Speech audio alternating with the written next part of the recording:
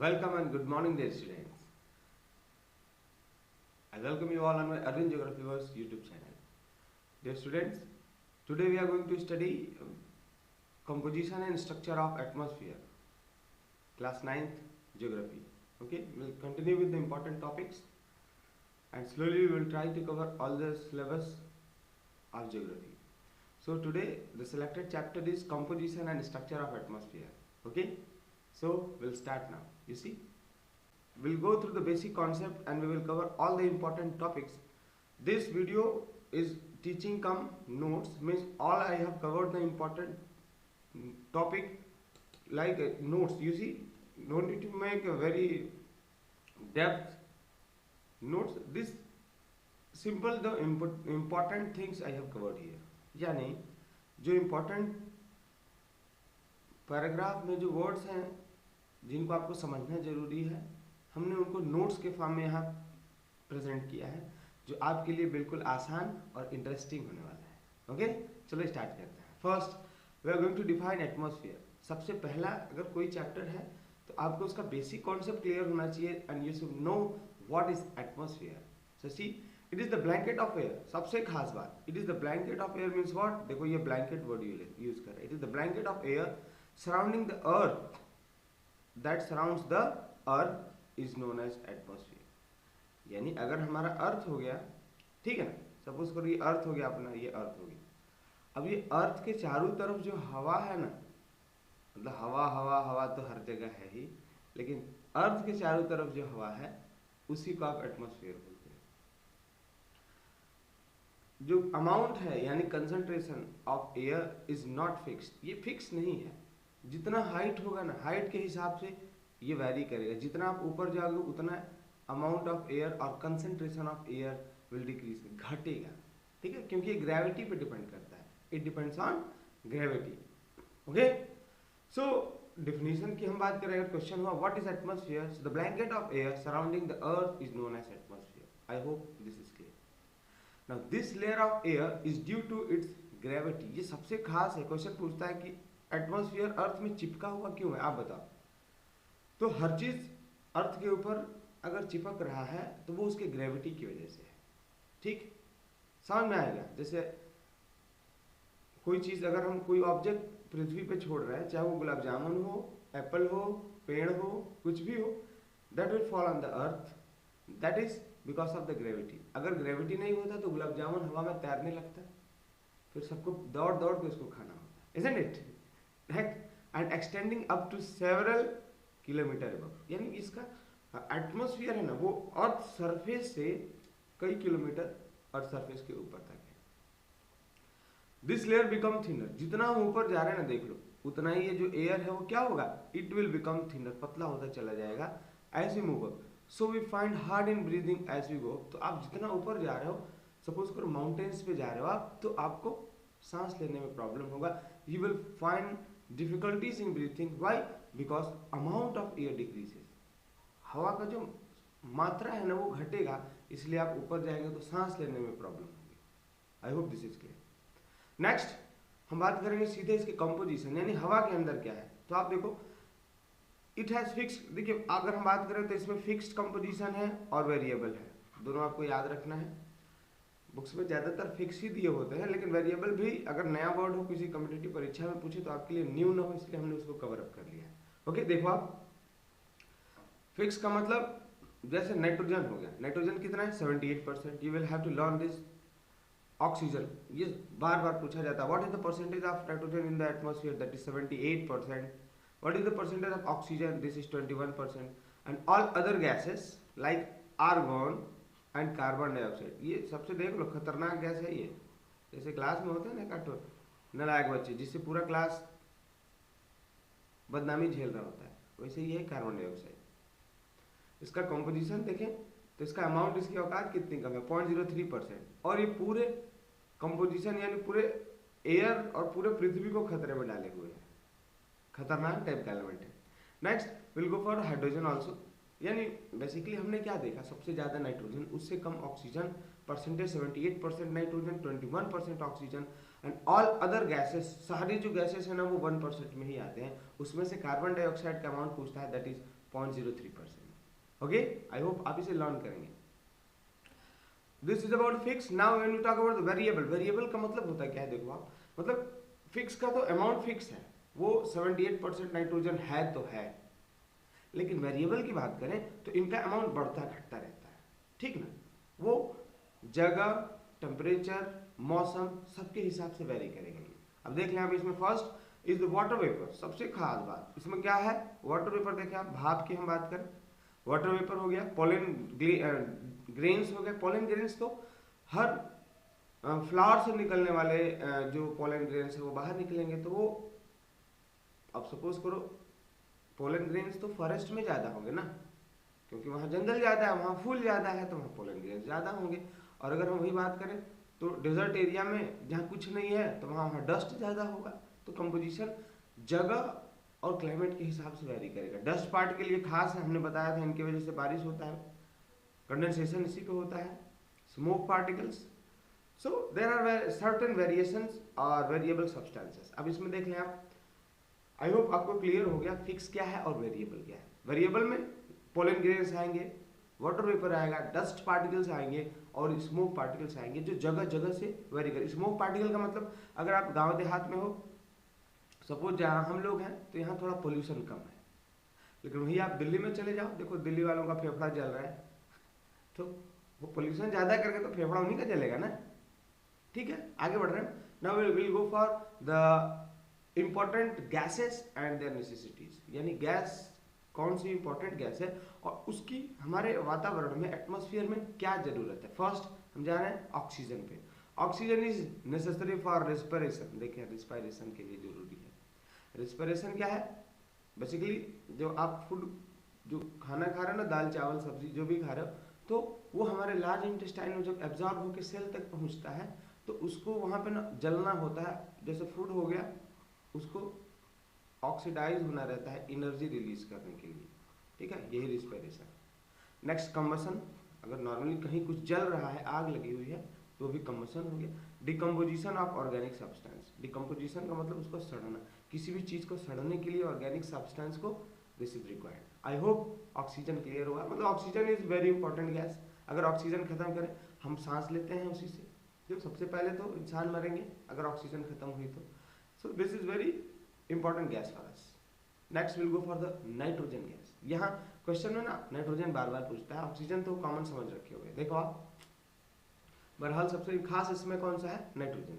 It is a major component of protein. खास बात है, प्रोटीन का सबसे इंपॉर्टेंट कंपोनेंट है, ठीक ना, समझ में आएगा, ये चैन बनता रहता है। तो इसमें देख लो नाइट्रोजन है। हार्मोन्स में, विटामिन्स, सबसे यूरिया, देख रहे हैं आप यूरिया, इसमें यूरिया का फॉर्मूला NH2CO, इसमें देखो हर जगह नाइट्रोजन है, ठीक है। Fertilizers and other organic compounds. अब यूरिया को बेसिकली आप प्लांट्स में फेंक रहे हो ना, तो वो नाइट्रोजन देने के लिए ही है। किसको देने के लिए, नाइट्रोजन। अब देखो बेसिकली जो प्लांट्स जो खुद से नाइट्रोजन नहीं बना पाते हैं, उनको आप यूरिया दे रहे हो, लेकिन अगर कुछ प्लांट्स जैसे लेगुमिनस प्लांट्स हैं, basically they can make their own urea with nitrogen fixation. वो अपना नाइट्रोजन से यूरिया बना लेते हैं एटमॉस्फेरिक नाइट्रोजन से, ठीक। तो आप उनको नहीं देंगे तो उनका काम चलेगा। वही अगर हम बात करें इंसेक्टिवोरस प्लांट्स की, इंसेक्टिवोरस प्लांट्स इंसेक्ट्स को खाते ही इसीलिए हैं, क्यों, क्योंकि उनको ज़्यादा नाइट्रोजन, उनके बॉडी जो उनका जो बॉडी है मांस वगैरह से बना होगा ना, देखो प्रोटीन से ही मांस बनता है, तो ये जब सड़ेगा तो उसके अंदर से उनको क्या मिलता है, नाइट्रोजन मिल जाता है। क्लियर, आई होप आपको ये इतना कॉन्सेप्ट क्लियर है। हम सारे पॉइंट्स कवर अप करके चलेंगे ताकि आपको कोई फ्यूचर में प्रॉब्लम ना हो, जहाँ से बायोफिजिक्स केमिस्ट्री जो टॉपिक होगा उसको हम कोरिलेट करके चलेंगे। Okay, next is the carbon dioxide. सबसे खास, it is use by the plant for photosynthesis, ये तो पता ही है ना आपको। देखो ये सबसे खास रिएक्शन है, CO2 प्लस H2O, आप इसको बैलेंस करेंगे, C6H12O6 प्लस O2 हो गया। तो इसमें ये देख लो, ये फोटोसिंथेसिस का रिएक्शन है। ये कहाँ होता है, प्लांट के लीफ में होगा। कहाँ होगा, प्लांट के लीफ में। और यहीं से कार्बन डाइऑक्साइड हम स्टोमेटा के थ्रू ये प्लांट्स लेते हैं। किसके थ्रू लेंगे, स्टोमेटा। आपको याद होगा ये स्ट्रक्चर, स्टोमेटा हो गया, ठीक है, ये इसके बगल में गार्ड सेल्स हो गए, ठीक है। तो यहाँ से बेसिकली लीफ के लोअर सरफेस में स्टोमेटा का अमाउंट ज़्यादा होता है, डाइकॉट्स में मोनोकॉट्स में तो बराबर होता है। मोनोकॉट्स का मतलब जैसे गेहूं हो गया, धान हो गया, पैडी हो गया, इसमें दे हैव इक्वल नंबर। आगे बढ़ रहा है, it absorbs heat radiated by the earth. ये यही प्रॉपर्टी है इसकी सबसे खतरनाक वाली, जिसको आप क्या बोलते हो, ग्लोबल वार्मिंग। क्या बोलोगे आप, इट एब्जॉर्ब्स हीट। यही कौन सी प्रॉपर्टी होगी, ये ग्रीन हाउस इफेक्ट हो गया इसका, ग्रीन हाउस इफेक्ट। यानी ये जितना भी सन से रेडिएशन आ रहा है अर्थ सरफेस पे, उसको ये एब्जॉर्ब करती है, ये हीट को पकड़ के रखती है, इट ट्रैप्स हीट। सो इसकी सबसे अलग बिहेवियर हो गया इसका, ठीक है। अब देखो वाटर वेपर की अगर हम बात करें, मैंने compare carbon dioxide and water vapour, water vapour का हीट होल्डिंग कैपेसिटी ज़्यादा है किससे, कार्बन डाइऑक्साइड से। लेकिन फिर यहाँ प्रॉब्लम क्या हो गया, कार्बन डाइऑक्साइड का अमाउंट बढ़ रहा है, इसलिए ये हमारे पृथ्वी के लिए खतरा बना हुआ है। अगर अमाउंट फिक्स होता तो नहीं ऐसा होता। Next will go for the solid particles, बहुत सारे हैं।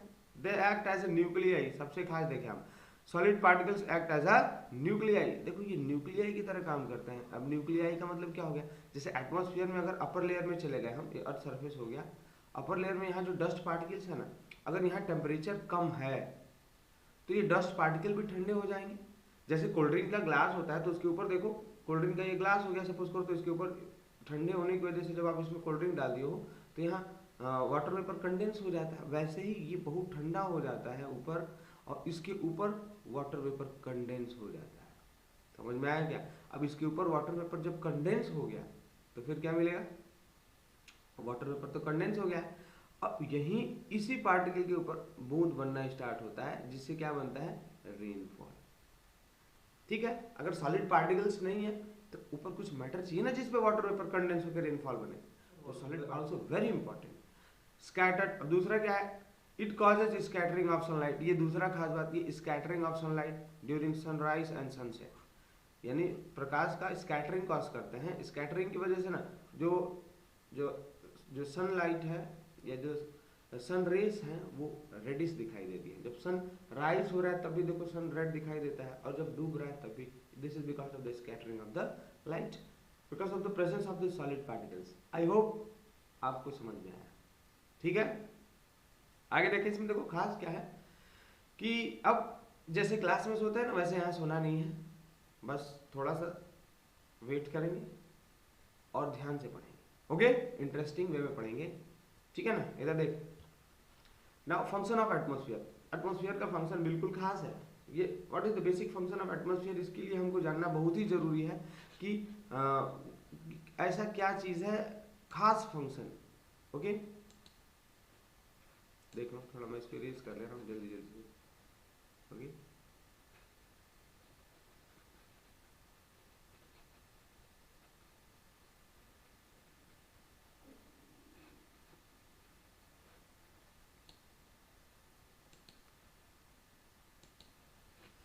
Next you see what are the basic functions, यानी हमारा जो एटमॉस्फेयर है वो काम क्या करता है, वो हमारे लिए क्यों जरूरी है, ये देखते हैं। First, air has weight. देखो खास बात, air has weight and occupies space, यानी हवा के पास वजन भी है और वो जगह भी घेर रही है हमारे अर्थ सरफेस का, ठीक है। और वेट है इसीलिए तो अर्थ में एयर चिपका हुआ है। जब चिपका हुआ है तो चाहे वो वाटर हो या जमीन के अंदर होल्स हो जिसके अंदर बरोइंग एनिमल्स रह रहे हो, जैसे स्नेक हो गया, रैट हो गया, हर जगह एयर अंदर पेनिट्रेट कर गया है और वो लाइफ के लिए अवेलेबल है। आई होप आपको समझ में आया। Due to which the gas exchange between the land air, अगर वेट नहीं होता तो हवा तो छोड़ के चला जाता, जब हवा छोड़ के जाता तो हमारा प्राण भी छोड़ के चला जाता। हवा नहीं तो हम नहीं, हवा है तो हम हैं। अब हवा है तो हम उसको पॉल्यूट कर रहे हैं। ओके, ये सबसे ज्यादा खतरनाक प्राणी पृथ्वी पे कौन है, इंसान। इसी ने तो सारा पोल्यूशन कर दिया है, किया ना पोल्यूशन। क्यों, हमको चूल्हा जलाना है, कोई जानवर चूल्हा जलाता है क्या, हमको बाइक पे चलना है, कोई जानवर बाइक पे चल रहा है क्या, सारा पोल्यूशन इंसान, सबसे खतरनाक प्राणी, 2 पैर 2 हाथ वाला है, ठीक है ना। आगे देखिए, carbon dioxide present in the air. अब देखो कार्बन डाइऑक्साइड क्या करता है, कीप द एटमॉस्फेयर वार्म, यानी इसका काम ये है कि ये जो सन से रेडिएशन आ रहा है, सन से जो हीट आ रही है ना दिन में, उससे हमारा वातावरण को गर्म रखे। और ये खास बात क्या है, देखो अगर कार्बन डाइऑक्साइड नहीं होता ना तो हमारा लाइफ सर्वाइव करना इस अर्थ पे पॉसिबल नहीं था। क्यों, क्योंकि ड्यूरिंग नाइट, अगर हम रात के समय की बात करें तो उस वक्त जो तापमान है वो क्या होता है, बिल्कुल घट जाता है, बिल्कुल गिर जाता है, ओके, माइनस में चला जाता है, तो जो जहाँ है वही फ्रीज हो जाता है, ठीक है, लाइफ पॉसिबल नहीं था। Next, it is the most dynamic entity, सबसे डायनेमिक का मतलब सबसे ज्यादा चलने वाला सब्सटेंस क्या है, वो है आपका एटमॉस्फेयर, ठीक है ना। अब इसका कंपोजिशन ही कुछ इस टाइप का है, इसमें गैसेस है, plus it moves because of the pressure gradient, यानी जहां दबाव ज्यादा है, जहां प्रेशर कम है, यानी जहां हीटिंग, पृथ्वी पे हीटिंग बराबर नहीं होती है ना, कहीं ज्यादा है कहीं कम, तो वहां प्रेशर का भी ग्रेडियंट हो गया, डिफरेंस हो गया। अब हमेशा हाई प्रेशर से लो प्रेशर की तरफ एयर चलता रहता है, इसलिए सबसे ज्यादा चलने वाला अगर अर्थ में कोई इंटिटी है, सब्सटेंस है, तो वो हवा है, एटमॉस्फेयर है, ओके। अब देख लो आप, यहाँ डायग्राम हमने लाया इसका, आपको प्लीज ये डायग्राम को याद रखना है। इसमें देखो डायग्राम जब भी ड्रॉ करें आप तो सिंपल फॉर्म में ड्रॉ करें, जैसे यहाँ से एक लाइन यहाँ ड्रॉ कर दिया, दूसरा लाइन यहाँ अच्छे से, ठीक है। अब ये हो गया। अब आपको देखो, आपको डायग्राम में हर जो लेयर ऑफ एटमॉस्फेयर है ना, इसको अच्छे से शो करना है, क्योंकि 3 नंबर का आएगा। पहले तो आप ये सोच लो, ऐसे शो कर दिया, फिर आपने इसको क्या लिख देना है, यहाँ इसको हाइट लिख देना है, ठीक है, 8 to 18 किलोमीटर सबका हाइट लिख देना है। फिर ये 50 किलोमीटर हो गया, फिर ये आपका 80 किलोमीटर हो गया, फिर आपका ये, अब इससे ऊपर 120 या 400 किलोमीटर हो जाएगा, अब जो भी हो जाएगा, ठीक है। अब देखो ये इतना क्लियर हो गया। अब आपको इसमें सबका नाम लिख देना है, जैसे ट्रोपोस्फीयर ये हो गया, ये बीच वाले लाइन को हम क्या बोलेंगे, ट्रोपोपॉस बोलेंगे, ठीक। इसके बाद इसको स्ट्रेटोस्फीयर, ठीक है, इसके ऊपर इस लाइन को बोलेंगे स्ट्रेटोपॉस, फिर इसको हम क्या बोलेंगे, मीजोस्फीयर, इसको क्या बोलेंगे, मीजोपॉस। ये आपका हो गया थर्मोस्फीयर हो गया, और ये ऊपर वाला क्या हो गया, एक्सो हो गया। ये आपको इतना ड्रॉ करना है। आप इसमें चाहते हैं थोड़ा बहुत सुंदर लगने के लिए ना, प्लेन वगैरह ये जो जहाज वहाज है ना, इसको बना लेना और थोड़ा उसमें घूम भी लेना, कोई दिक्कत नहीं है। देखना यहाँ ये बहुत ऊंचाई वाला पहाड़ है, इसमें टकरा मत जाना, ठीक है ना, थोड़ा आराम से घूमेंगे, देखेंगे। तो ये आपको ऐसे ड्रॉ कर लेना है, हाइट सही होना चाहिए किलोमीटर में, और ये लेवल सही होना चाहिए, ठीक। और कुछ 2-3 इसमें से फीचर वगैरह बना देना। मिसाइल मत छोड़ देना, ये मिसाइल देख लो, हाँ, ये मेट्रोलॉजिकल ये रिसर्च करने के लिए है, यहाँ देश को बर्बाद करने वाला रॉकेट नहीं है, ठीक ना। तो आई होप आपको ये थोड़ा देख लो एक बार। इसमें ट्रोपोस्फियर टेम्परेचर भी इंपॉर्टेंट है, आप लिख सकते हो। सबसे देखो 15 to -50 डिग्री सेल्सियस के आसपास होगा यहाँ पे, इसीलिए यहाँ पे जहाज उड़ाई जाती है। क्यों? क्योंकि यहाँ भाप वाटर वेपर नहीं है और टेम्परेचर कम है, माइनस में है, फ्रिक्शन कम लगता है क्योंकि एयर का अमाउंट भी कम है वहाँ पे। ये हो गया troposphere, stratosphere, mesosphere, thermosphere and exosphere, okay. Temperature की बात करें लगभग 1200 माइनस इतना हो गया, -2.5 to -80, ये टेम्परेचर हो जाएंगे, आप इसको नोट करेंगे। और ये उसका हाइट, ओके। तो ये डायग्राम है, आपको इसको प्रैक्टिस करना ही होगा, पहले प्रैक्टिस कर लेंगे 2-3 बार तो आपको प्रॉब्लम नहीं होगा, और ये 3 नंबर आपको इजीली मिल जाएगा, ठीक है। आपको इसको याद रखना होगा, troposphere, stratosphere, mesosphere, thermosphere and exosphere, इसकी पूरी हाइट्स याद रखनी होगी आपको, ओके। इस पर ज़्यादा समय नहीं दे रहे, आगे बढ़ रहे हैं। फिर हम देखो, now on the basis of characteristics of temperature and air and pressure there are 4 thermal layers, यानी किस बेसिस पे हमने एटमॉस्फेयर को डिवाइड किया है, तापमान और प्रेशर के बेसिस पे। हमने जो एटमॉस्फेयर था ना, जिसे भी हमने देखा था यहाँ जो एटमॉस्फेयर का लेयर है, ये सब क्या है, this are the layers of atmosphere. Pressure और टेम्परेचर के बेसिस पे हमने 1, 2, 3, 4, अब ये दोनों एक ही में आएंगे, हमने इनको 4 लेयर्स में कैटेगरीज में डिवाइड किया, ठीक ना। आप देख लो इसको, चलो।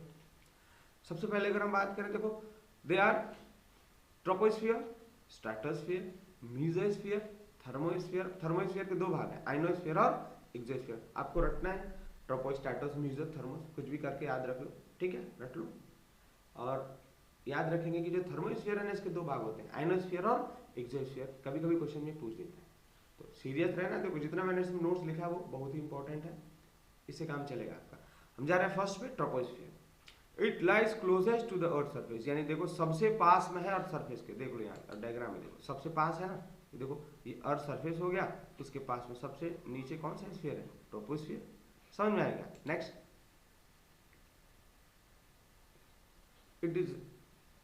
its height varies from 18 kilometre at the equator to 8 kilometre at the poles, यानी पोल्स पे 8 किलोमीटर की हाइट है और जो इक्वेटर है वहां पे क्या है, 18 किलोमीटर। नेक्स्ट कैरेक्टरिस्टिक्स की बात करें 75%, यही खास है। देखो जितना भी एटमॉस्फेयर है, जितना हवा हमारे पृथ्वी के पास है, उस सारे हवा में से 75% एयर कहाँ है, इसी एटमॉस्फेयर में, अर्थ के टच में है, कांटेक्ट में है, ट्रोपोस्फियर में है, बिकॉज ऑफ ग्रेविटी। ओके, और जितना अगर आप ऊपर जा रहे हो उतना ही जो अमाउंट ऑफ एयर है वो क्या होगा, amount of air will decrease, घटेगा, क्योंकि ऊपर ग्रेविटी कम होगी। Clear? It has dust particle also. Next, in this layer temperature decrease है। देखो खास बात है, कहाँ तक टेम्परेचर डिक्रीज होगा, किसमें डिक्रीज होगा, कितना होगा, ये आपको आना ही चाहिए। Layer temperature decreases as we move up, यानी जितना ऊपर जा रहे हो तापमान घटेगा। This decrease in temperature is called normal lapse rate. देखो एग्जाम के लिए ये भी पूछता है कि नॉर्मल लैप्स रेट क्या है, तो आप लिखोगे decrease in temperature of 1 degree Celsius, 1 degree तापमान घटेगा। कितने मीटर ऊपर जाओगे, तो 166 मीटर। मान लो यहाँ से यहाँ गया 166 मीटर, तो टेम्परेचर 15 है, तो कितना हो जाएगा 14। फिर जाओगे 166 तो 13, फिर जाएंगे तो 12। ये जो रेगुलर डिक्रीज इन टेम्परेचर है, तापमान का घटना है ना, इसको बोलते हैं हम नॉर्मल लैप्स रेट। क्या बोलेंगे, normal lapse rate. I hope ये याद रख लेना, एग्जाम में आएगा। जितना भी मौसम बदलता है, यानी मौसम की तरह जो गाना गाता है ना तुम लोग, बदल तो न जाओगे, वो ट्रोपोस्फियर में ही होगा। अगर ऊपर चला जाएगा ना लेयर में, स्ट्रेटोस्फियर, मेसोस्फियर, आयनोस्फियर, तो वहाँ मौसम वाला गाना फेल हो गया, वहाँ नहीं गा सकते हो मौसम की तरह तुम भी बदल तो न जाओ, वो गाना यहाँ पे नहीं लगेगा। ठीक, ये यहीं पे लगेगा सिर्फ आपको। Next, troposphere is heated more from below. देखो जो वातावरण है हमारा, यानी एटमॉस्फेयर, वो टेरेस्ट्रियल रेडिएशन है, क्या वर्ड आ रहा है देखें, टेरेस्ट्रियल रेडिएशन से ज़्यादा हीटअप होता है। टेरेस्ट्रियल रेडिएशन का मतलब क्या है, देखो जैसे मान लो अर्थ सरफेस हो गया ना, अब ये सनलाइट आया, अगर धूप आया, ये हवा हो गया, तो पहले ये नीचे जमीन गर्म होता है, अब जमीन रेडिएशन छोड़ता है और इससे हवा गर्म होगा।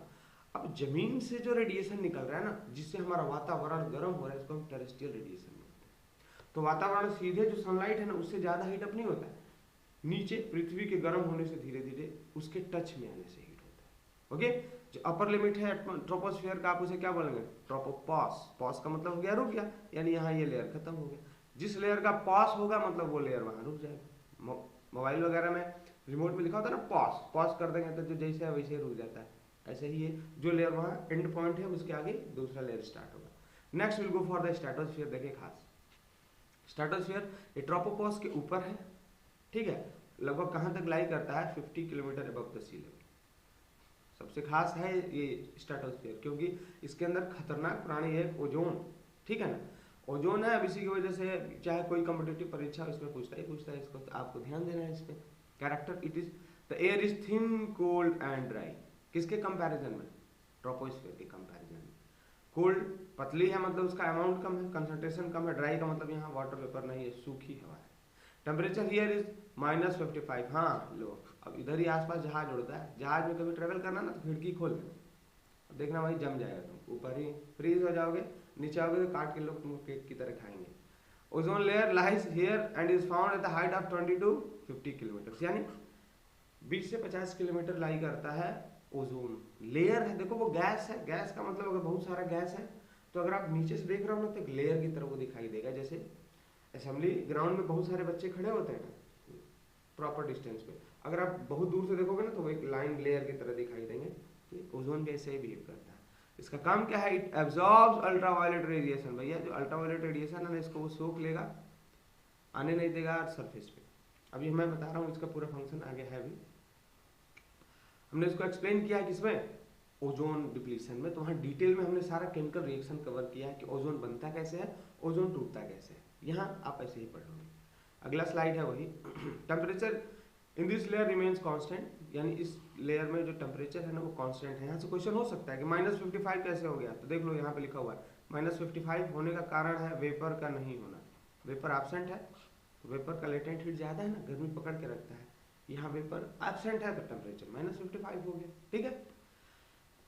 Temperature remain constant because insolation received is equal to heat loss, यानी यहाँ पे जितना सन से एनर्जी आ रही है उसको हम बोलते हैं इंसोलेशन।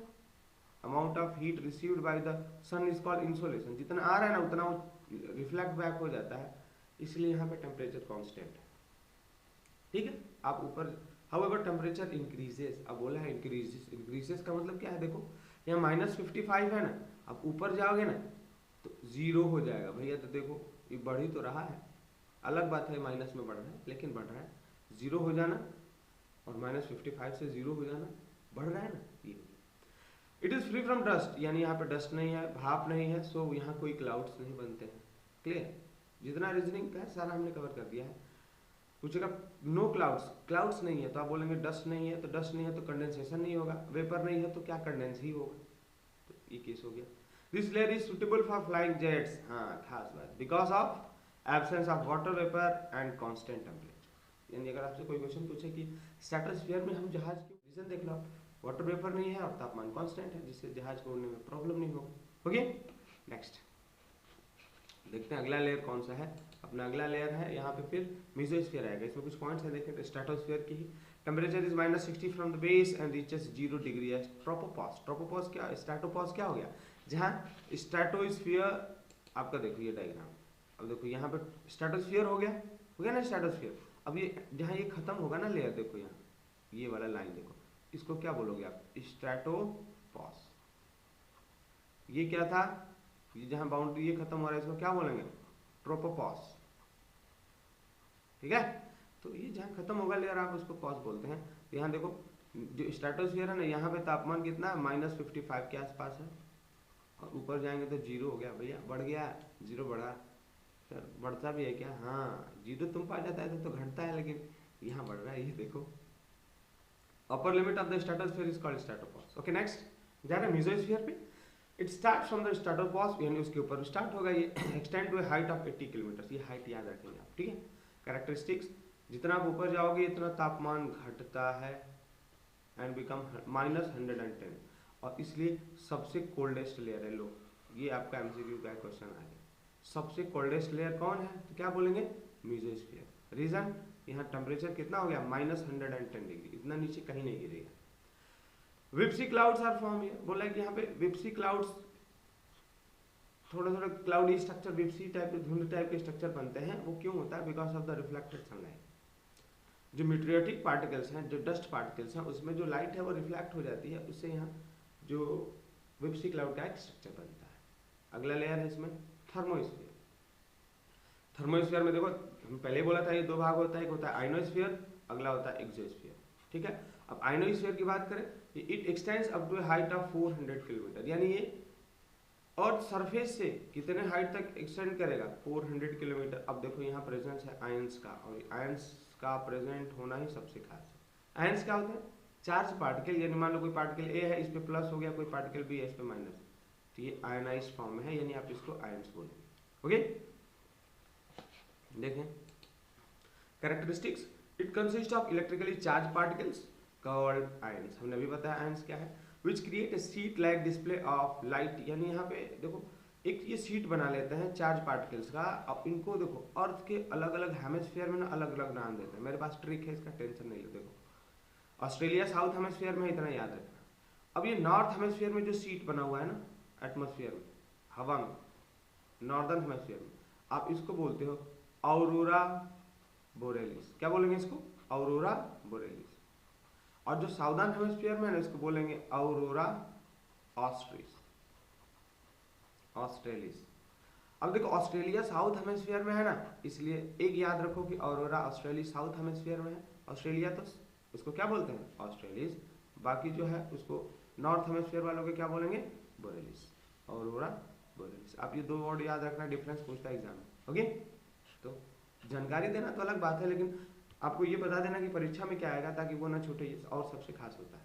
हम बात करें आयंस की, ion present in this layer reflects radio back. अब देखो ये खास बात, यानी इसमें जो आयन प्रेजेंट है ना इस लेयर में, हमने देखा था कि बेसिकली ये देखो, ये अगर हम बात करें आयनोस्फीयर की, अब देखो जैसे यहाँ पे ऑरोरा, देखो ये इस क्लाउडी जैसा स्ट्रक्चर है ना ये, अब इसमें चार्ज पार्टिकल्स हैं प्लस माइनस। अब यहाँ से जैसे मान लो अगर कोई कम्युनिकेशन भेजा गया, तो इसमें टकरा के ना फिर वापस ये पृथ्वी पे आ जाता है, और पृथ्वी पे आ गया तो अब यहाँ तुम अगर यहाँ खड़े हैं ना, तो ये देखो ये आपको किस चीज़ में मदद करता है, मोबाइल की कम्युनिकेशन में, ज़्यादातर ये रेडियो कम्युनिकेशन में हेल्प करता है।